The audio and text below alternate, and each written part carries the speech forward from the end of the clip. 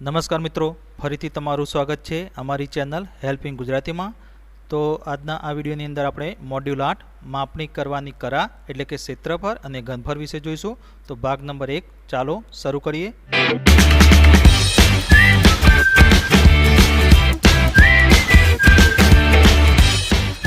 તો અહીંયા પ્રશ્ન 1, vote is the area of square was side is 18 centimetre. તો એનું ગુજરાતી, એક ચોરસ બાજુનું માપ 18 સેન્ટીમીટર છે તો ક્ષેત્રફળ કેટલું થશે। તો મિત્રો અહીંયા ઓપ્શન આપે છે એ 26 સેન્ટીમીટર સ્ક્વેર, બી 36 centimetre square, C 72 centimetre square અને ડી 324 સેન્ટીમીટર સ્ક્વેર। તો મિત્રો અહીંયા આપણે એનું કેલ્ક્યુલેશન પણ કર્યું છે કે ચોરસની બાજુની લંબાઈ છે એ 18 સેન્ટીમીટર આપેલી છે। હવે ચોરસનું જે ક્ષેત્રફળનું જે સૂત્ર છે તો એ લંબાઈનો વર્ગ એટલે કે એલનો વર્ગ। તો એનું સૂત્રમાં આપણે કિંમત મૂકીશું એટલે કે 18 ગુણ્યા 18 કરીશું તો આપણને જવાબ 324 સેન્ટીમીટર સ્ક્વેર મળશે। તો આનો સાચો જવાબ છે option number D, 324 centimetre square. ત્યારબાદ બીજો પ્રશ્ન, what is the diagonal of square plate was side is 28 centimetre. તો એનું ગુજરાતી, એક ચોરસ પ્લેટની બાજુ 28 સેન્ટીમીટર છે તો તેનો વિકર્ણ કેટલો થશે। તો અહીંયા ઓપ્શન આપે છે એ 39.29 સેન્ટીમીટર, બી 39.39 સેન્ટીમીટર, સી 39.49 સેન્ટીમીટર અને ડી 39.59 સેન્ટીમીટર। તો મિત્રો એનું પણ આપણે અહીંયા કેલ્ક્યુલેશન કર્યું છે આકૃતિ સાથે કે વિકર્ણ કોને કહેવાય।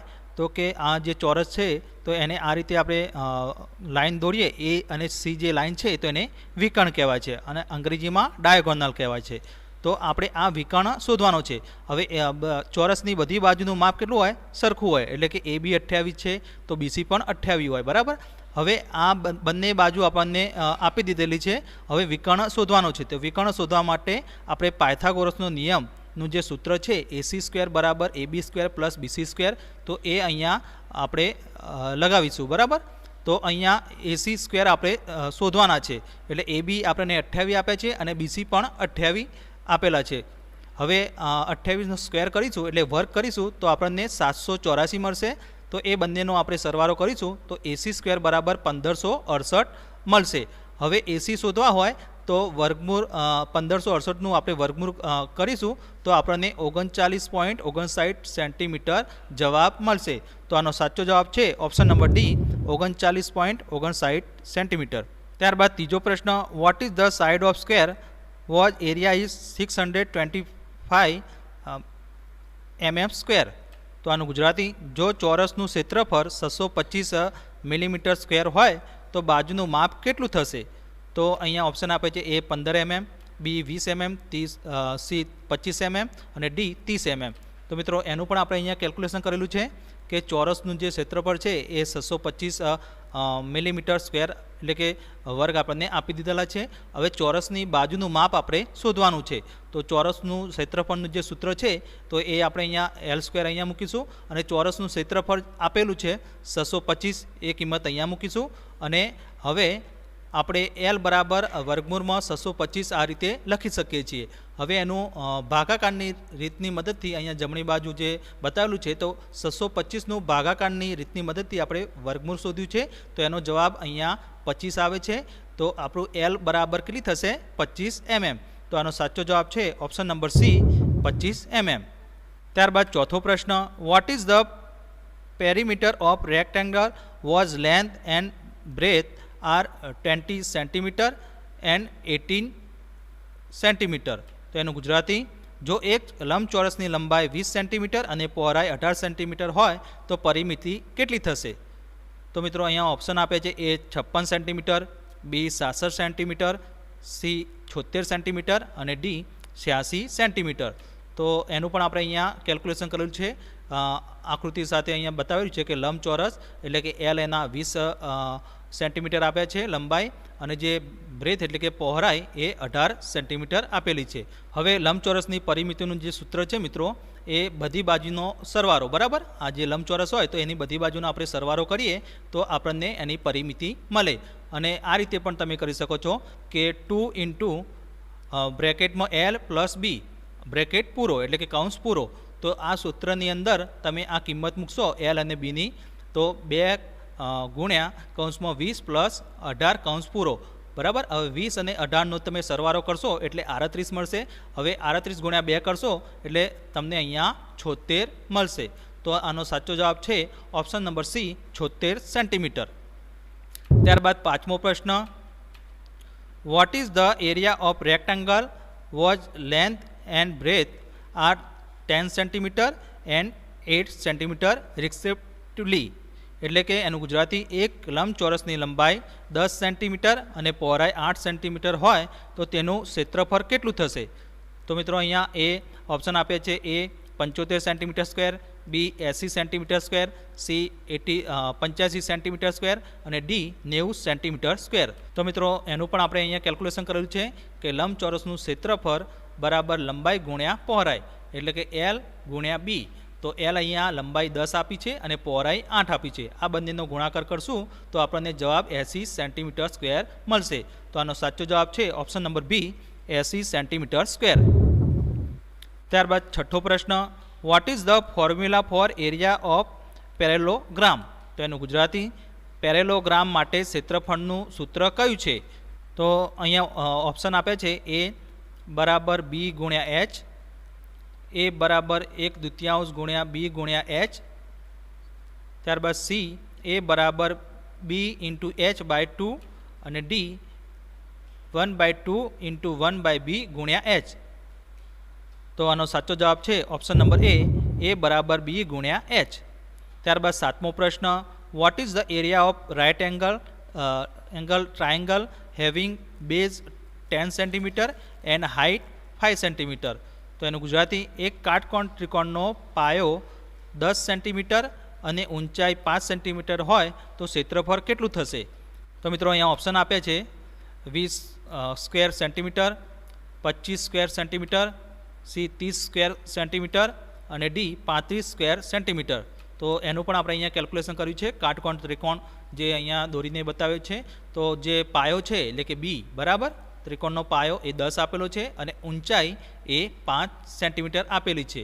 હવે આપણે એરિયા એટલે કે ક્ષેત્રફળ આપણે શોધવાનું છે. તો કાટકોણ ત્રિકોણનું જે ક્ષેત્રફળનું સૂત્ર છે એ બરાબર 1/2 ગુણ્યા પાયો ગુણ્યા વેધ એટલે કે ઊંચાઈ.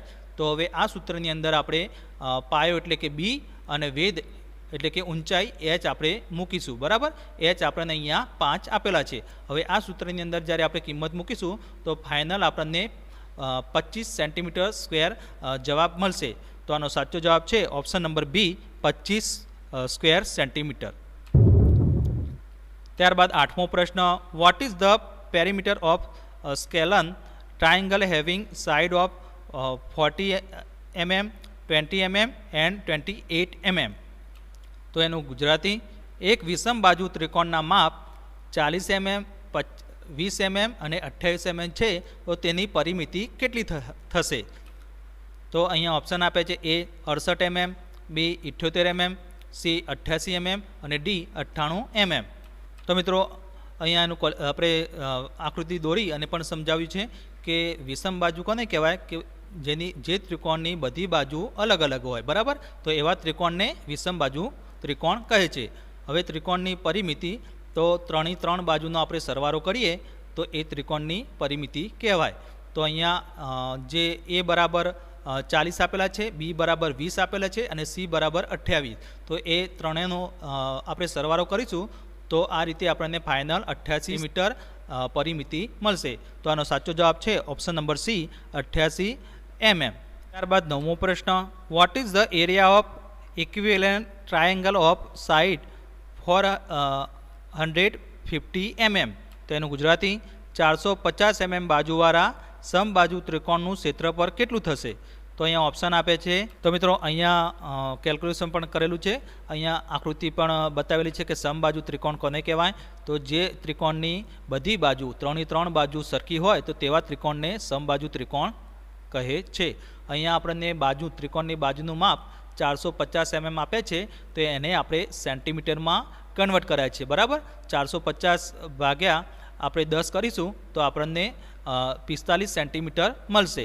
कारण के अहींया जवाब जे आपेला छे ए सेंटीमीटर स्क्वेर में छे એટલા માટે આપણે મિલીમીટરના આપણે અહીંયા સેન્ટીમીટરમાં કન્વર્ટ કર્યા। હવે સમબાજુ ત્રિકોણનું જે ક્ષેત્રફળનું જે સૂત્ર છે મિત્રો એ બરાબર 0.433 ગુણ્યા એનો વર્ગ એટલે કે એનો સ્ક્વેર। તો આ સૂત્ર તમારે યાદ રાખવાનું છે અને એ સૂત્રની અંદર આપણે એ બરાબર જે 45 છે એ આપણે કિંમત મૂકીશું તો ફાઇનલી આપણને અહીંયા જવાબ 876.825 સેન્ટીમીટર સ્ક્વેર મળશે। તો આનો સાચો જવાબ છે option number C 876.82 centimetre square. ત્યારબાદ 10મો પ્રશ્ન, what is the area of circle of diameter 50 centimetre. તો અહીંયા એનું ગુજરાતી, વર્તુળનો વ્યાસ 50 સેન્ટીમીટર હોય તો તેનું ક્ષેત્રફળ કેટલું થશે। તો અહીંયા ઓપ્શન પણ આપ્યા છે અને એનું પણ આપણે અહીંયા કેલ્ક્યુલેશન કરેલું છે કે વર્તુળનો જે વ્યાસ છે એ ડી બરાબર અહીંયા 50 સેન્ટીમીટર આપેલો છે। હવે વર્તુળનું ક્ષેત્રફળનું જે સૂત્ર છે π/4 ડી સ્ક્વેર, આ સૂત્ર તમારે યાદ રાખવાનું છે કે વર્તુળનું ક્ષેત્રફળનું સૂત્ર શું છે π/4 ડી સ્ક્વેર। હવે પાઈ બરાબર કિંમત કેટલી છે 3.14 બરાબર અને નીચે 4। હવે ડીનો વર્ગ કરવાનો છે એટલે 50 આપણે 2 વખત લખીશું। ત્યારબાદ અહીંયા નેક્સ્ટ સ્ટેપની અંદર જે અંશ અને છેદમાં જે ઉડે છે એ ઉડાડવાના છે અને ફાઇનલ આપણને જવાબ 1962.5 સેન્ટીમીટર સ્ક્વેર મળશે। તો આનો સાચો જવાબ છે option number D 1962.5 centimetre square. ત્યારબાદ 11મો પ્રશ્ન, what is the area of semi circle watch Daya is 20 centimetre. તો એનું ગુજરાતી, એક અર્ધવર્તુળનો વ્યાસ 20 સેન્ટીમીટર હોય તો તેનું ક્ષેત્રફળ કેટલું થશે। તો અહીંયા ઓપ્શન પણ આપ્યા છે અને એનું પણ આપણે અહીંયા કેલ્ક્યુલેશન કરેલું છે કે અર્ધવર્તુળ એટલે કે હાફ સર્કલ, તો એનું જે ક્ષેત્રફળનું જે સૂત્ર છે તો π/8 લખવાના છે બરાબર। જે વર્તુળનું સૂત્ર શું હતું π/4 હતા તો એની જગ્યાએ અહીંયા નીચેની બાજુ જે છેદ છે તો અહીંયા 8 લખવાના છે 4ની જગ્યાએ બરાબર। અર્ધવર્તુળનું ક્ષેત્રફળનું સૂત્ર શું છે π/8 ડી સ્ક્વેર અને વર્તુળનું સૂત્ર π/4 ડી સ્ક્વેર। તો અર્ધવર્તુળનું જે ક્ષેત્રફળનું જે સૂત્ર છે π/8 ઇન્ટુ ડી સ્ક્વેર, તો એ સૂત્રની અંદર આપણે કિંમત મૂકીશું પાયની 3.14 અને ડીની 20 ગુણ્યા 20 આ રીતે આપણે કિંમત મૂકીશું તો ફાઇનલ આપણને 157 સેન્ટીમીટર સ્ક્વેર જવાબ મળશે। તો આનો સાચો જવાબ છે option number B 157.1 centimetre square. ત્યારબાદ 12મો પ્રશ્ન, what is the cross sectional area of circular ring of capital D equal to 38 mm and small D equal to 32 mm।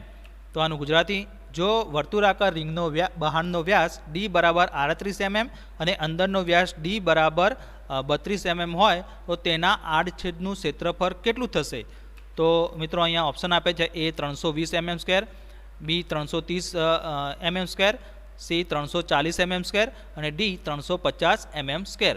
તો અહીંયા આપણે આકૃતિ પણ બતાવેલી છે કે વર્તુળ આકાર જે રિંગ છે તો એનો બહારનો વ્યાસ છે એ ડી બરાબર 38 mm આપેલો છે અને જે અંદરનો વ્યાસ છે એ ડી બરાબર 32 mm આપેલો છે। આ બંને કિંમત આપણને આપેલી છે। તો મિત્રો વર્તુળાકાર રિંગનું જે ક્ષેત્રફળનું જે સૂત્ર છે π/4 ગુણ્યા કૌંસમાં મોટો ડીનો સ્ક્વેર માઇનસ સ્મોલ ડીનો સ્ક્વેર।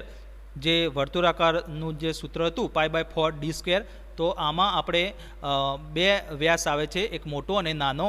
તો કૌંસમાં તમારે મોટો વ્યાસનો સ્ક્વેર માઇનસ નાના વ્યાસનો સ્ક્વેર આ રીતે લખવાના છે બરાબર। ત્યારબાદ આ જે બીજા સ્ટેપની અંદર પાયની કિંમત 3.14 આપણે મૂકી અને મોટો ડી છે એ 38 આપેલા છે અને સ્મોલ ડી 32 આપેલા છે તો એની કિંમત મૂકી અને ત્યારબાદ નેક્સ્ટ સ્ટેપની અંદર 3.14 ભાગ્યા 4 કરીશું તો 0.785 થશે।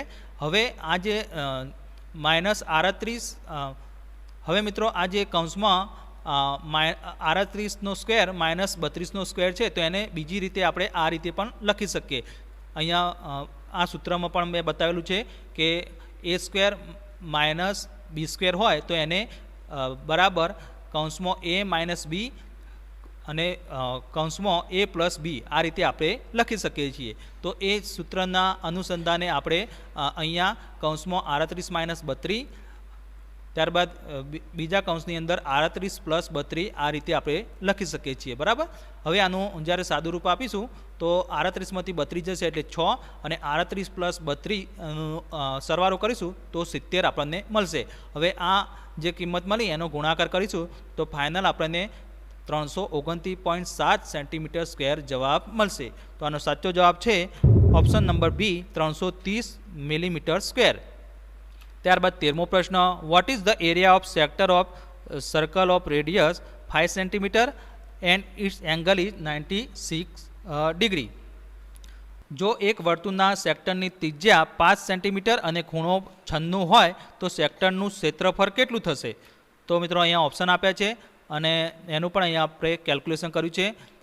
અહીંયા આકૃતિમાં તમે જોઈ શકો છો કે જે એંગલ છે આને સેક્ટર કહેવાય, બરાબર. આ જે પોર્શન છે આટલો ભાગ તો એને શું કહેવાય? સેક્ટર. તો જે ત્રિજ્યા છે એ r બરાબર 5 સેન્ટીમીટર આપે છે અને જે સેક્ટરનો જે એંગલ છે ખૂણો એ કેટલો આપે છે? 96. હવે સેક્ટરના વર્તુળનું ક્ષેત્રફળ જે સૂત્ર છે એ પાઈ × r² θ/360 આ સૂત્ર એનું છે, એટલે આ તમારે યાદ રાખવાનું છે. અને એ સૂત્રની અંદર આપણે કિંમત મૂકીશું. પાઈની 3.14, r આપણને 5 આપે છે અને θ 96 આ કિંમત મૂકીશું તો ફાઇનલ આપણને જવાબ 20.93 સેન્ટીમીટર સ્ક્વેર મળશે. તો આનો સાચો જવાબ છે option number B 20.93 centimetre square. તો મિત્રો આ વિડીયો પસંદ આવ્યો હોય તો લાઈક કરજો અને શેર કરજો.